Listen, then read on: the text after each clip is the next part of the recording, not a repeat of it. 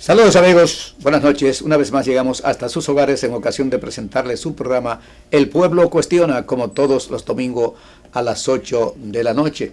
A partir de hoy pues va a ser de 8 a 10, es decir, 2 horas va a tener El Pueblo Cuestiona a partir de hoy. Iniciamos esta primera hora con don Guido Gómez Mazara, una de las figuras ya emblemáticas de República Dominicana por muchísimas razones. Hijo de uno de los hombres que yo respeté, admiré y hasta lo lloré cuando fue asesinado vulgarmente, digo salvajemente, en Bruselas. Maximiliano Gómez, mejor conocido como el Moreno, y además hijo de Carmen Mazara, que todo el mundo quiere, respeta y admira. Vamos a cumplir con nuestros compromisos comerciales para volver entonces ya formalmente con nuestro invitado especial, don Guido Gómez Mazara.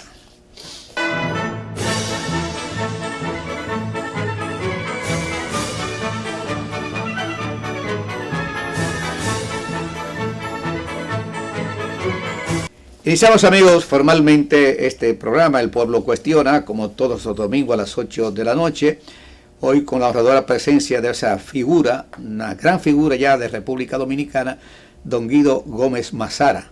El don más bien casi de juego, no por edad ni por esa cosa, puede ser mi hijo, muy largo. Pero resulta que se han cumplido 50 años del horrendo asesinato de uno de los grandes patriotas dominicanos, como lo fue Maximiliano Gómez el Moreno, a quien yo tuve la honra de conocer en la casa de Máximo López Molina. Y realmente para mí esa muerte me causó dolor tan grande que cuando veo la foto de él o cuando leo artículos como el que escribió hace unos días Guido Gómez Mazara, me da todo lo deseo me llega en ese momento. Dígame una cosa, en el caso específico de la muerte de su padre o del asesinato de su padre, ¿cuáles son los datos reales que tienen ustedes? Ok, lo primero que debo, don Ercilio, darle las gracias.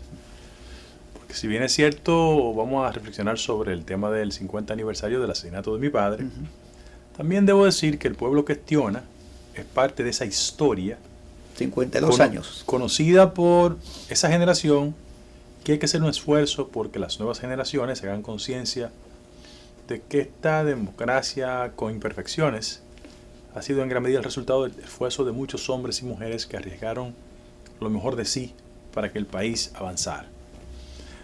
Quiero hacer un relato de los acontecimientos históricos tomando como punto de partida cuál fue, desde mi humilde punto de vista, el acontecimiento que marcó el destino definitivo, no solo de mi padre, sino de una parte importante del liderazgo político del movimiento popular dominicano.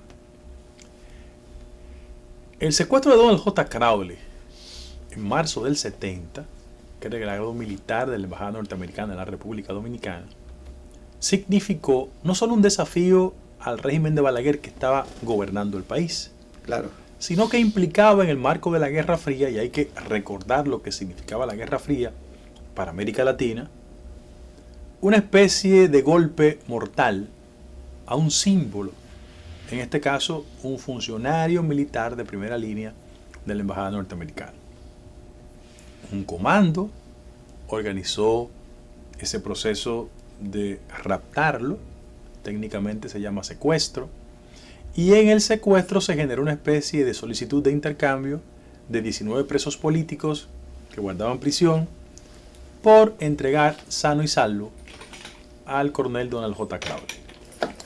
Hay un fenómeno psicológico que se llama el síndrome de Estocolmo, que es en gran medida una expresión de cómo a la persona que se coloca en cautiverio se termina asociando a la causa política de quien le secuestró.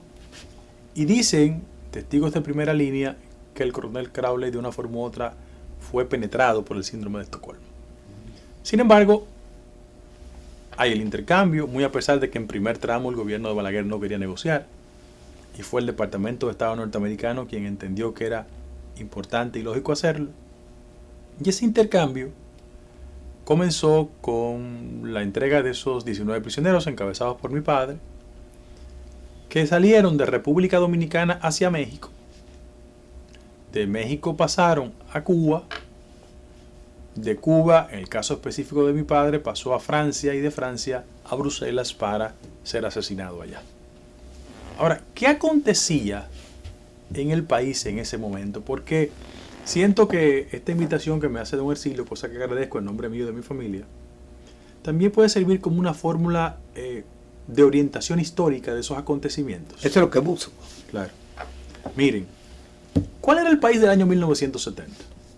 Un país que estaba altamente influenciado por los acontecimientos de la guerra civil y que sobre todas las cosas la confrontación en las calles de Santo Domingo existía de manera guerra en la que precisa. participó su padre. Claro.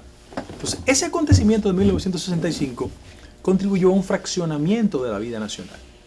Porque el hecho que después de golpe de Estado, Consejo de Estado y triunvirato marcó la confrontación independientemente de la carga ideológica, era la tesis de un sector constitucionalista del país que hablaba de la posibilidad de un retorno a la constitucionalidad perdida, que fue la frase que se usó con la intención de colocar de nuevo a Juan Bosch. Ahora, esos acontecimientos hicieron una explosión en abril de 1965 y gran parte de esa generación que militó en los partidos democráticos, los partidos de izquierda, desde las calles del país enfrentaba al doctor Joaquín Balaguer. En el legítimo intercambio y pase de balance es evidente que fueron menguados porque la capacidad y el poder del Estado era mucho más fuerte que la intención política de la mayoría de esos jóvenes. Claro. Consecuencias, asesinatos, persecución. Y hay que recordar que al momento en que acontece el secuestro de Crowley, hay que decirlo, mi padre estaba preso junto a un grupo de dirigentes políticos. Y el secuestro era una categoría que habían usado grupos de izquierda en toda América Latina respecto a disidentes, enemigos políticos, y es la primera vez que en la República Dominicana, post-Trujillo, un acontecimiento con esas características llega a la vida nacional. Repito, el tránsito fue República Dominicana, México, México, Cuba, Cuba, París, París, Bruselas. Y es un 23 de mayo del año 1971 que asesinan a mi padre. ¿Cuáles fueron las características del proceso? Si bien es cierto, en el país, yo puedo, en ánimo de ser un ejercicio de justicia, existen dos libros sobre el proceso. Uno se llama El olor del olvido, de Freddy Aguas Vivas, y quienes no lo han leído, lo invito a que lo lean.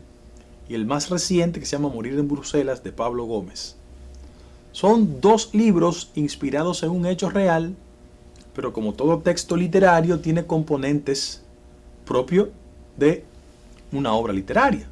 El componente ficción existe. Sin embargo, debo admitir que un altísimo porcentaje, lo que caracteriza ambas novelas, está inspirada en hechos reales.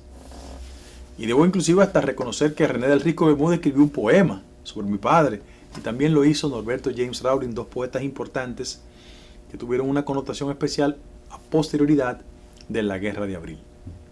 Frente a eso, yo debo recordar que el asesinato de mi padre discurre, primero él es técnicamente declarado muerto, se le envenenó, y quien sobrevivió a ese proceso en lo inmediato fue una distinguida dama que se llama Miriam Pinedo. ¿Quién era Miriam Pinedo?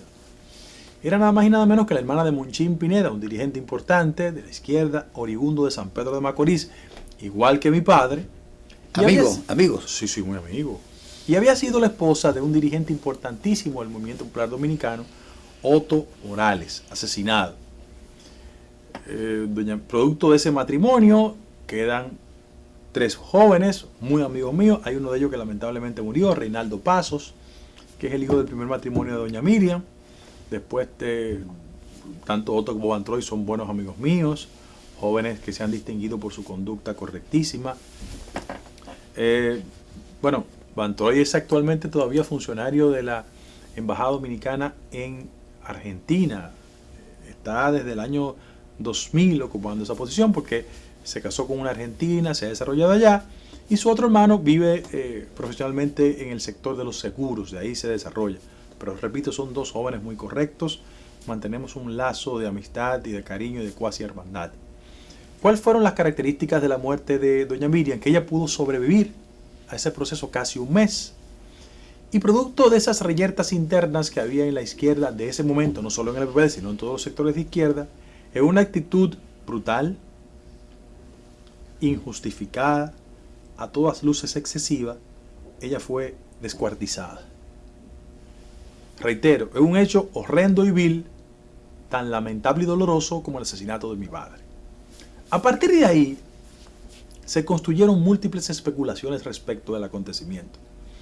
Y si bien es cierto, yo soy una parte que de una forma u otra está conectada por mi condición de hijo, debo de admitir que en esa época la intención del asesinato era de una forma u otra desarrollada con un nivel de tragedia, porque además del asesinato físico, había una especie de intención de daño reputacional frente al acontecimiento. Y se desarrollaron múltiples teorías al respecto.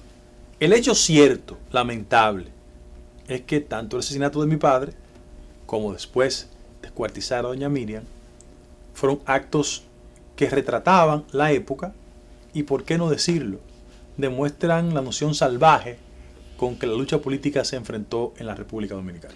En ambas muertes estaba involucrado el gobierno de Balaguer, me imagino. Era una combinación de dos elementos. Es bueno que tú me pongas el tema. Balaguer la hacía. Sí, porque miren lo que pasaba. En el contexto de Guerra Fría, la teoría más recurrida del Departamento de Estado norteamericano era impedir que la Revolución Cubana se diseminara ese modelo en toda América Latina. Y entre los elementos fundamentales, intervinieron el país. O sea, entre los elementos fundamentales estaba de que había que impedir otra Cuba en América Latina. Y como los partidos de izquierda propugnaban por un proceso revolucionario para la toma del poder, aunque muchos de ellos tenían adhesión a corrientes chinas, cubanas y de otra naturaleza, en la intención de mantener gobiernos cercanos a los intereses norteamericanos, el país fue testigo y o escenario de excesos de toda naturaleza. Por eso, sobre todo en la década del terror, claro, 70, ¿verdad? Por eso hubo una combinación entre una represión interna ejercida por el doctor Balaguer, un mando militar excesivo que no respetaba los derechos humanos, que conculcaba derechos fundamentales, pero también la intervención de los intereses estadounidenses vía de CIA, que es el ámbito de inteligencia norteamericana que jugó un papel preponderante, y póngale preponderante entre comillas y subrayado, a toda la intención de impedir el auge de los movimientos guerrilleros en toda América Latina. Debo de decir, en ánimo de ser coherente, que en Estados Unidos existe un proceso de desclasificación de documentos públicos.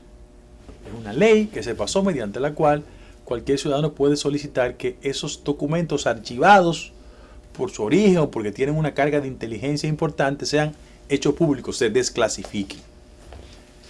En muchas de las documentaciones que se han encontrado respecto a los líderes políticos de América Latina, y el caso dominicano no es la excepción, hay evidencias de que tanto la CIA como los organismos de inteligencia norteamericanos tenían la intención de intervenir y o promovieron y aplaudieron acciones excesivas.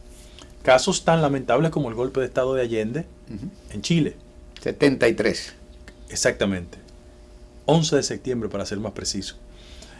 El caso de República Dominicana, los documentos desclasificados que tanto los trabajos de intelectuales como Víctor Grimaldi, Bernardo Vega, han podido demostrar de que sí había una intención de esos organismos de impedir que la democracia se expresara desde el punto de vista político y que se persiguieran a muchos dirigentes. En el caso de Venezuela, el asesinato de figuras como Fabricio Ojeda y otras personalidades del mundo político, se determinó que hubo una intervención directa de los intereses norteamericanos. Frente a eso, yo debo decir que afortunadamente el concepto de Guerra Fría cesó, que estamos viviendo en el siglo XXI en otro modelo democrático, pero en el interregno se cometieron muchos excesos, en buena justicia de ambos lados.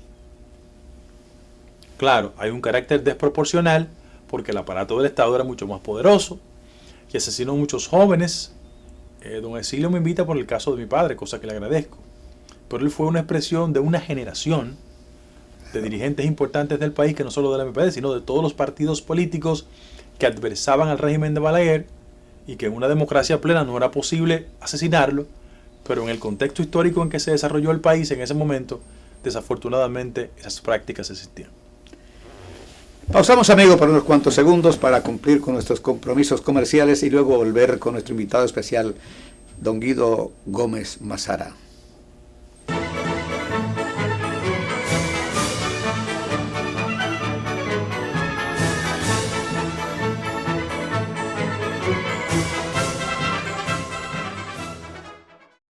Continuamos, amigos, con El Pueblo Cuestiona, muy especial porque estamos hablando de un caso muy especial que debía conocerlo todo el pueblo dominicano, sobre todo la juventud que ignora lo que fue la década del terror, la década del 70, de los 70, donde se asesinaron aquí, yo diría que casi a lo mejor de la juventud dominicana. Claro que sí. Porque pensar en un Amin Abel Hasbún, Otto Morales, Amaury Germán Aristi, y todos, una playa de dirigentes de izquierda, con todo derecho podían tener la simpatía o estar afiliado al partido que fuera. Sin embargo, no era lo que le gustaba ni a Balaguer ni a la CIA en ese momento, producto de la Guerra Fría que había. Sí. Y el temor de que República Dominicana se convirtiera en una segunda Cuba, cosa que ellos mismos habían puesto ya, le había puesto fin con la grosera intervención. Sí, pero hay que decir lo siguiente, don Ercilio. Las actuaciones políticas, para ser observadas con un nivel de rigurosidad y objetividad, ameritan que el paso de los años nos conduzca a tener toda la información cierta o cercana a la verdad para que el acontecimiento doloroso, lamentable, en el caso mío que perdí a mi padre, sea materia de análisis al margen de las pasiones. Mira por qué. Bajo ningún concepto, ni Ercilio ni yo estamos en la onda de justificar excesos de ninguna naturaleza. Claro que no. Sin embargo, ¿qué pasaba en América Latina? Porque la República Dominicana no era un ente aislado de esa realidad. Estaban el Tupamaro. Exactamente. Hay que decir que en toda América Latina se construyó un concepto de guerra de guerrillas. Era un modelo exportado, si se puede llamar, por Cuba, porque el experimento de éxito político de la Revolución Cubana y su ascenso al poder en 1959 provocó una perturbación del Departamento de Estado norteamericano, fundamentalmente bajo el entendido de que en esta parte del bloque ellos tenían un control de carácter político e ideológico que había que impedir a todas luces el éxito de otro proceso cubano. A tal punto de que, miren, en América Latina, desde enero 1 de 1959 hasta julio 26 del año 1979, caso nicaragüense, por 20 años, todos los experimentos de carácter de izquierda en América Latina fracasaron, si se le puede llamar así, porque los dirigentes fundamentales fueron asesinados.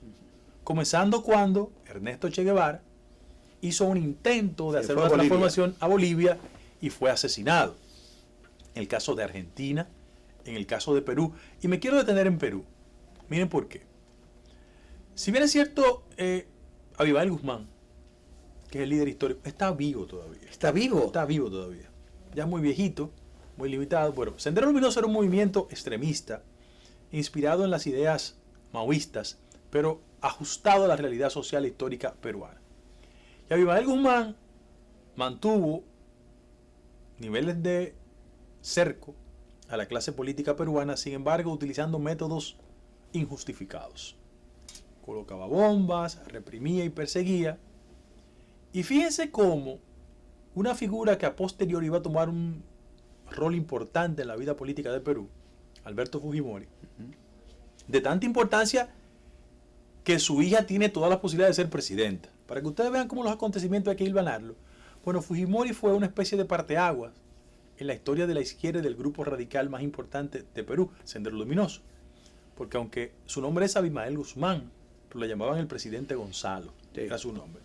Y esa actitud de liquidar y someter a prisión a Abimael Guzmán provocó un nivel de popularidad en Fujimori que lo llevó a mantenerse en el poder por 10 años, porque la sociedad peruana de ese momento, contrario a otras experiencias en toda América Latina donde los líderes fundamentales habían sido asesinados, este fue apresado, traducido a la acción de la justicia y se entendió que la liquidación de Sendero Luminoso en términos de perseguir a su líder importante provocó lo que por la década de los 60 y de los 70 fue un anhelo en el discurso de liquidar las izquierdas, construir la paz y la tranquilidad en esa sociedad.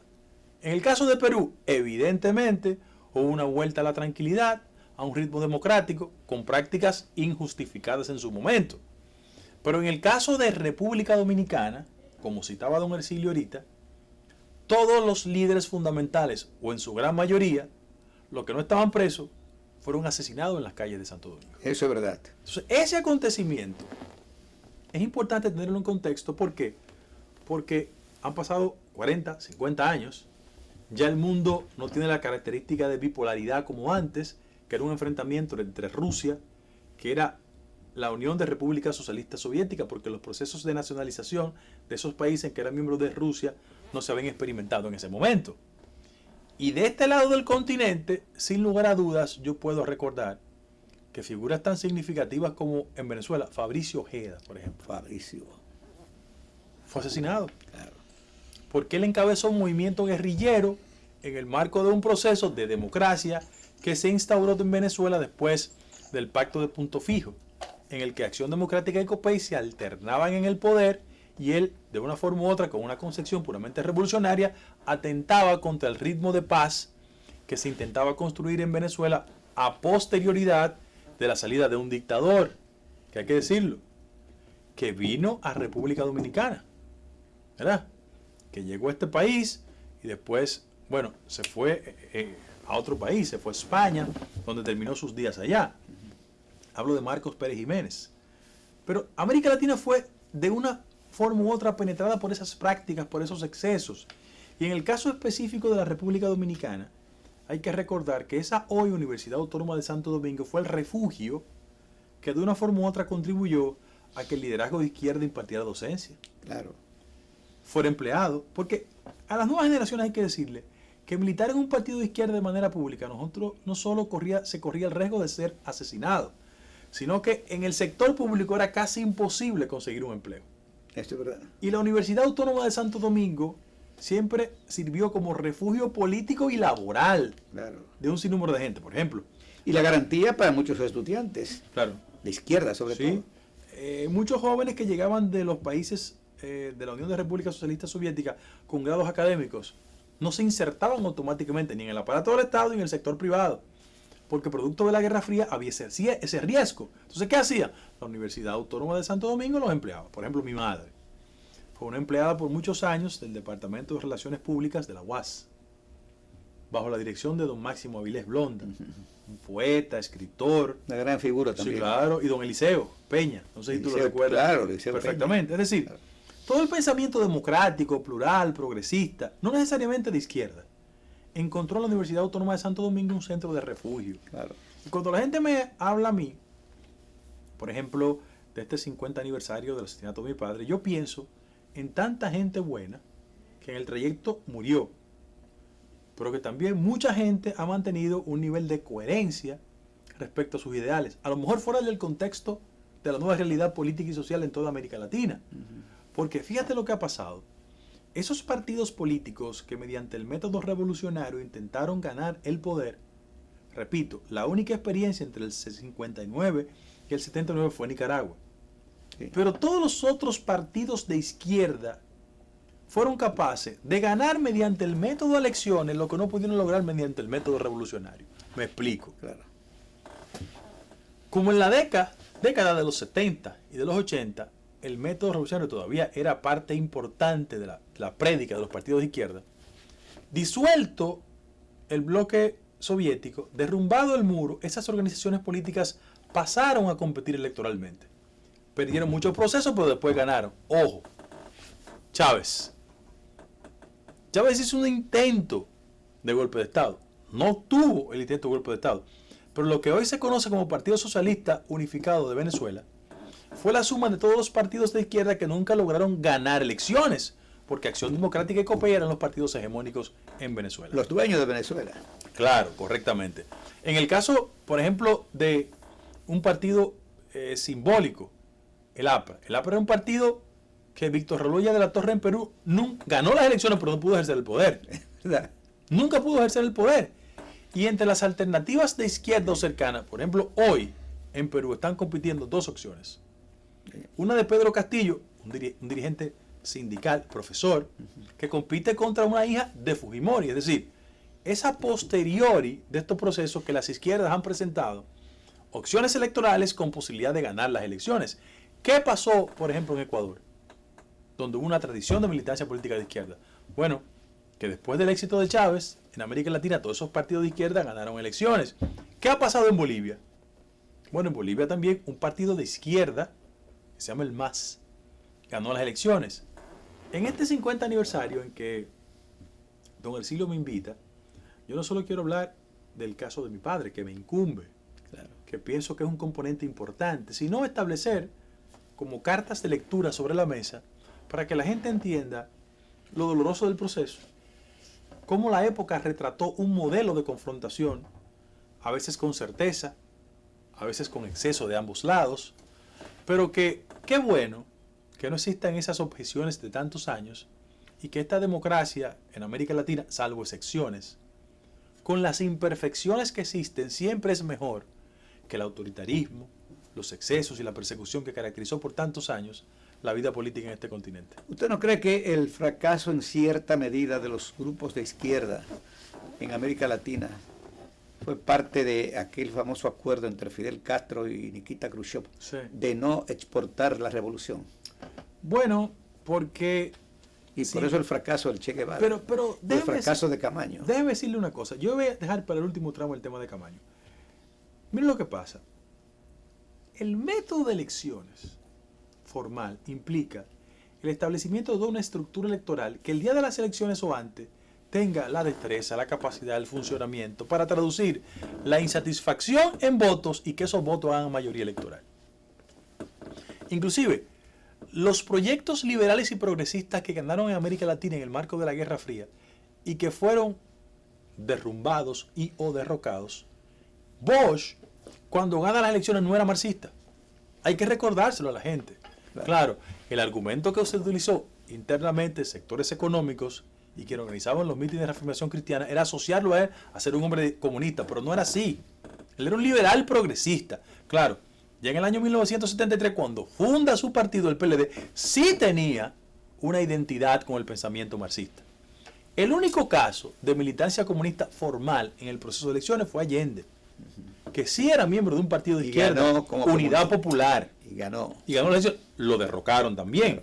Es decir, en el marco de esa Guerra Fría de mucha importancia, se confundía ser liberal con ser comunista. Claro. Y los sectores conservadores asusaban el fenómeno para que la ciudadanía no votara en favor de los partidos de izquierda. Lo que pasó fue que esos partidos de izquierda, aunque tenían líderes importantes con un peso específico, no tenían el aparato electoral ni la experiencia electoral para conducir a victorias. Por eso cuando se presentaban nunca gozaban del favor de la gente. El PLD, cuando participó en su primera experiencia electoral, 18.000 votos sacó 18.000 a nivel votos nacional. Para que la gente tenga un entendimiento de ese proceso. Increíble lo que le voy a decir, y escúcheme que yo intervenga por Ercilio Veloz. Yo fui como candidato a síndico en el 78. Y relativamente, comparativamente, sacamos más votos que el PLD, porque a nivel nacional el PLD sacó 18.000 y nosotros en la capital sacamos cerca de 8.000 votos. Sí. Hay que decirlo para muchos jóvenes que don Ercilio se presentó de candidato a alcalde. Era síndico en ese momento. Síndico. Lo que sí fue diputado. Diputado, sí. ¿Cuántos periodos usted fue diputado? No, uno solo. Un solo. No quedé muy satisfecho, por muchas razones.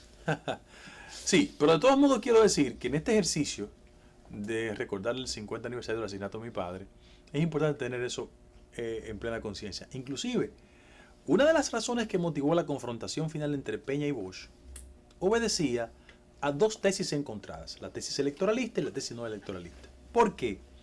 Porque el acontecimiento de Camaño, y ahí voy a caer en eso, que posguerra de abril, Francis Camaño se constituyó en el referente revolucionario de mayor importancia en la vida nacional. Hay que decirlo. Déjemelo ahí para cumplir con nuestros compromisos comerciales. ¿Cómo no?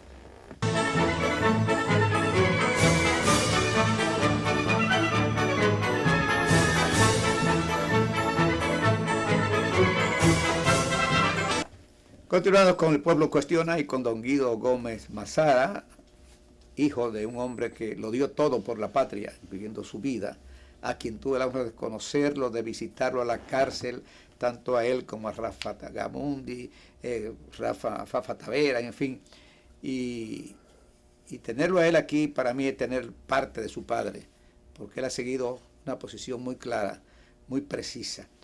Camaño de Ño y su fracaso guerrillero. Ok, mire, yo decía en el bloque anterior que el proceso de guerra de abril de 1965 construyó la figura con el perfil revolucionario que necesitaba la izquierda en ese momento. ¿Por qué? Porque la guerra de abril lo legitimó.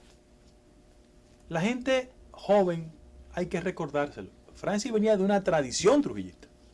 Su papá don Fausto había sido ministro de Fuerzas Armadas del gobierno de Trujillo. Hombre de absoluta confianza de Trujillo. Y él había sido un oficial importante en los famosos cacos blancos. Ahora, yo fui víctima de un bombazo que me dio en la ¿sí? universidad, en ese brazo. ¿Ah, sí? Sí. El 26 de octubre del 63. Ok, entonces Francis Camaño, ¿qué pasa? Que ese acontecimiento, por un golpe de la historia, liquida a quien era el líder militar del proceso, Fernández Domínguez. Claro. Asesinado, y Francis Camaño emerge como la figura fundamental. En la guerra de abril, literalmente, la posición de dignidad y decoro dominicana no prevaleció en la formalidad, pero fue la chispa que encendió la pradera para que una figura como Francis Camaño y otros líderes importantes emergieran en el subconsciente de la mayoría de dominicanos y dominicanas como el referente revolucionario de la época. Claro. ¿Qué hace Francis Camaño? Después del acuerdo, Francis Camaño se va como agregado militar de la Embajada Dominicana en Londres, utiliza eso como ardid y se va a Cuba. E inicia un proceso de transformación ideológica, que va desde su salida en el 65 del país hasta su desembarco en febrero de 1973. Es decir, en ese proceso de 8 años, él es ideológicamente transformado y un grupo de amigos relacionados hacen un esfuerzo de llegar a la República Dominicana en lo que la gente conoce como el desembarco de Playa Caracoles. Ahora, ¿cuál era el problema? Es que el método de guerra de guerrillas había colapsado porque ya Ernesto Guevara había perdido su vida en Bolivia. Claro. Y si bien es cierto el acontecimiento... Eso bastaba para que no se inventara más. Claro, desde el punto de vista militar, Francis Camaño estaba condenado al fracaso. Claro. Sin embargo, ese acontecimiento y la actitud de Juan Bosch, que hay que decirlo como contribución a un hecho histórico, cuando se disemina la información de que Francis Camaño es asesinado en las montañas de Playa Caracoles,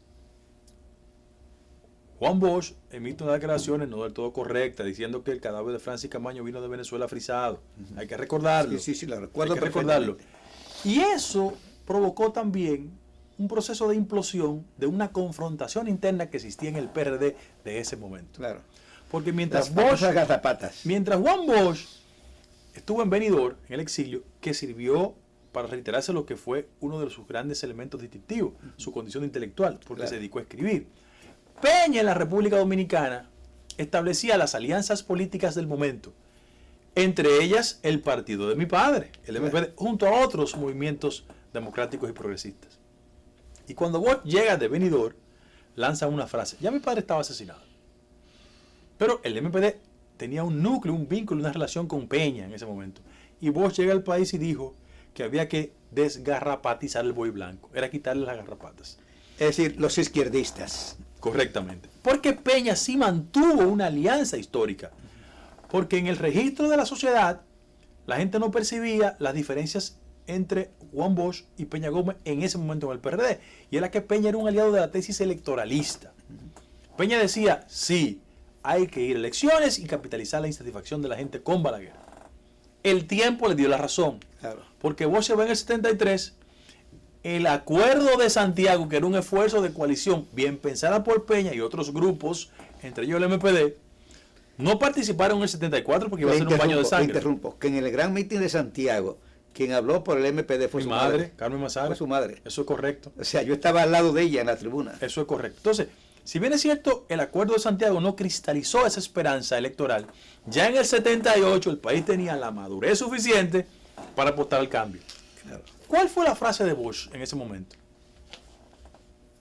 Hablo como una contribución a los acontecimientos históricos. Claro. Apegado a la verdad. Claro. Juan Bosch dijo que las elecciones eran un matadero electoral. Y ese fue el fundamento de una confrontación subyacente, subterránea, pero muy dura, entre Peña y Juan Bosch, que al final de la jornada se va Juan Bosch, funda su partido, que ha tenido éxito electoral, y Peña repite una frase incomprendida en ese momento, diciendo que él era un astro de luz propia, capaz de brillar en cualquier cielo, haciendo referencia a que él ya tenía las condiciones para sustituir y o heredar en el liderazgo del partido a Juan Bosch. Esa es la verdad histórica. Esa es la verdad. Esa es la verdad histórica. Realmente, el caso del triunfo del PRD en el 78, con Antonio Guzmán, habiendo tantos dirigentes políticos, y no, esto con perdón de lo que voy a decir, con más capacidad que Antonio Guzmán, sin embargo era el hacendado, que en cierta medida era también medio aceptado por la embajada americana, porque en principio lo propusieron a él. La fórmula Guzmán. La fórmula Guzmán. 65. Él no la aceptó. 65. Sí. Sí, porque le pusieron como condición que tenía que apresar o deportar a los izquierdistas. Sí. Por eso acepta a García Godoy. Héctor García Godoy. Héctor García Godoy, que era un hombre realmente que se llevaba bien con los norteamericanos. Sí. Era un hombre decente. Era un hombre decente, mayúsculamente decente. E hizo un gobierno hasta donde le fue factible. Dice que le envenenaron. Una tesis que se maneja. La tesis, bueno, desde el mismo día, cuando estábamos en la Cancillería, con el cadáver de él, porque él había sido canciller y como expresidente de la República, alguien dijo 2 o 3 veces, o se corrió allí, que lo habían envenenado y hasta dieron el nombre de la persona que organizó la muerte de él. Hay un libro de Hamlet Herman que yo lo recomiendo. Esto es parte de la historia que la gente debe conocer. Hay un libro de Hamlet Herman sobre el gobierno de García Godoy que al final reitera la tesis del envenenamiento al respecto. Y una de ellas es que no le hicieron autopsia. Sí, correcto. No le hicieron autopsia. Correcto. Simplemente murió Héctor García Godoy. Porque Héctor García Godoy, en el 70, pues le iba a traer muchos votos a Joaquín Balaguer o a los reformistas. Eso es correcto. Pero mira, déjame decirte una cosa, si lo estamos en el tramo final del programa. Tú hablaste del tema de Antonio Guzmán. Por eso es importante conocer la historia y estudiarla. Claro. Dicen que los pueblos que no conocen su historia tienen el riesgo de repetirla. Claro. Mira, es innegable que la naturaleza económica de don Antonio Guzmán sirvió como un factor determinante para ser el candidato del 78. Claro. Sin embargo, ya en el 74 él fue el candidato que encabezaba el Acuerdo de Santiago en una coalición poco entendida en ese momento, porque su candidato vicepresidencial era Elías Wessing Wessing, que estaba en el exilio en España. Claro. Y había sido la persona que creo que había sido Peña, fue Peña que propuso esa alianza. Articuló toda esa alianza. Articuló toda esa alianza. Correctísimamente. Entonces, las contradicciones de la vida política dominicana siempre arrojan luz para uno interpretar el carácter personal de la confrontación y el político. Wessing había sido un adversario del PRD en el proceso de la Guerra de Abril. A muerte. Jefe del CEFA. Claro. Sin embargo, 8 años después, era el candidato vicepresidencial de Antonio Guzmán. Claro.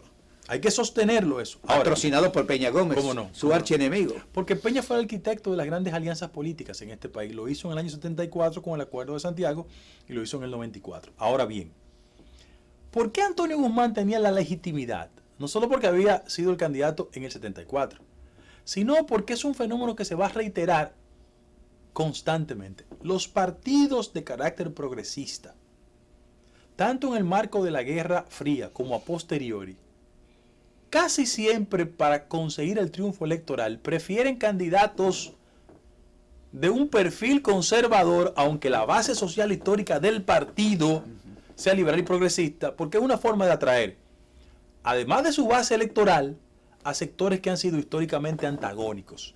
Eso era muy propio de la Guerra Fría. Pero en el caso del PRD se mantuvo más allá de la Guerra Fría. Repito, Antonio Guzmán, Salvador Jorge Blanco, el mismo Jacobo Magluta, Hipólito Mejía. Es importante que la gente sepa eso, Porque Peña tenía todas las condiciones para ser presidente. Inclusive si su obsesión... Bueno, más condiciones que los presidentes que él patrocina. Claro, pero había que interpretar el momento histórico en que él sería. Porque él sabía perfectamente que la sociedad dominicana no estaba madura para un gobernante con su perfil, con su origen y sus características. Fíjate que sus más enconados adversarios, de forma aviesa y brutal, utilizaban tanto el tema racial hasta la vagabundería del tema del narcotráfico, que lo que expresaba era la resistencia de núcleos conservadores a que un hombre de su perfil fuera presidente de la República. Pero hay que sostenerlo. A los líderes que Peña impulsó y lo condujo a ser presidente, Peña tenía más condiciones que ellos. Claro. Más preparación, más formación, más conexión con los sectores populares. Claro. Eso es un hecho que es importante. Yo creo que a Peña hay que bautizarlo como el hacedor de presidente. Antonio Guzmán, Jorge Blanco, Jacobo Magluta. Los tres. ¿Y por qué no decirlo? Yo pienso que el éxito nuestro en el 2000 fue en gran medida una de las múltiples maneras de rendirle tributo a Peña lo que Gómez. Peña siempre se merecía. A Peña Gómez. La presidencia de la República, en este caso, le favoreció a Hipólito Mejía. Exacto. Aunque se dice que Peña, ya en lecho de muerte prácticamente, había dicho que quería que fuera Hipólito el candidato. No sé, sí. Fue así. Frente a un médico importante. Un médico importante que fue que trajo eso aquí, dijo eso aquí. Sí. Yo quiero un mensaje final suyo de este programa, porque el tiempo ha finalizado, y dejamos abierta una próxima comparecencia. Hablar de historia. Sí, sí. Agradecerte a ti. De historia y en parte del PRD. Su partido, donde usted nació políticamente y se crió. Claro. Darle las gracias a don Ercilio, porque Buena Justicia es un símbolo importante de la comunicación abierta, plural, democrática, no ahora. Porque el Pueblo Cuestiona era un pulmón donde respiraba la disidencia política en épocas de mucha dificultad. Y si bien es cierto, él me invitó a recordar el asesinato de mi padre, yo también debo decir de manera pública que el país le debe mucho al esfuerzo de gente como Ercilio Veloz Burgos, que hizo de su tribuna un espacio donde la diversidad se ponía de manifiesto en el orden ideológico, político y social y económico.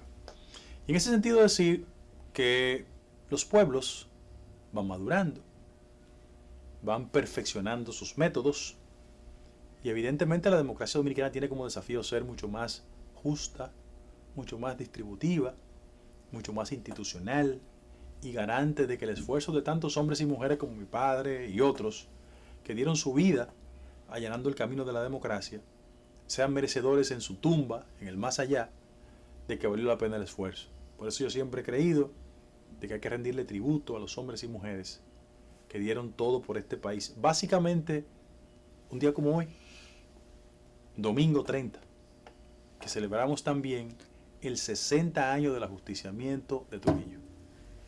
Y también, pues, felicitar a todas las madres dominicanas que hoy fue su día, claro, y aún todavía es su día. Todos sus días son sus días, todos los días son sus días. Yo creo que sí. Claro. Y digo que ¿por qué esa discriminación? Un día para la madre, no, todos los días son de la madre. Digo, para los que creemos en la madre, porque hay muchos que no creen en las madres. Claro. Amigos telespectadores de República Dominicana y del exterior, acabaron de escuchar El Pueblo Cuestiona. Nos honró con su presencia una figura que yo quiero, respeto y admiro, porque viéndolo a él, veo a su padre, quien fue mi amigo, a quien fui a verlo, La Victoria, testigo de esto, pues, Fafa Tavera y otros más, a llevarle comida a la cárcel. Es decir, que yo hablo con un sentimiento, no de alegría, sino de satisfacción del deber cumplido. ¿Cómo no? Frente a los amigos que ya se fueron y, por qué no decirlo, frente a su rebaño, a usted. Gracias. Gracias por esta comparecencia y espero que la próxima pues hablemos más ampliamente de la política, de PRD, de qué día, para qué mes, para qué año estará programado el entierro en el Cristo Redentor del PRD, si no hay un cambio radical. Ese partido, el más grande partido de República Dominicana, con el líder más grande que ha tenido este país, como lo fue José Francisco Peña Gómez, hoy se vea tan disminuido que a los que fuimos pro PRD, pro Peña Gómez, en fin, a los que luchamos por la democracia en República Dominicana en esa época, pues nos duele profundamente. A mí me duele la situación del Partido Revolucionario Dominicano. Me duele, porque es el partido que más ha hecho por los pobres de este país, sobre todo en esa época. Eso es cierto. La época para mí, del terror de los 12 años del doctor Joaquín Balaguer. Gracias, Guido. Gracias a usted. Gracias, me saluda Carmen. Sí, cómo no. Un placer.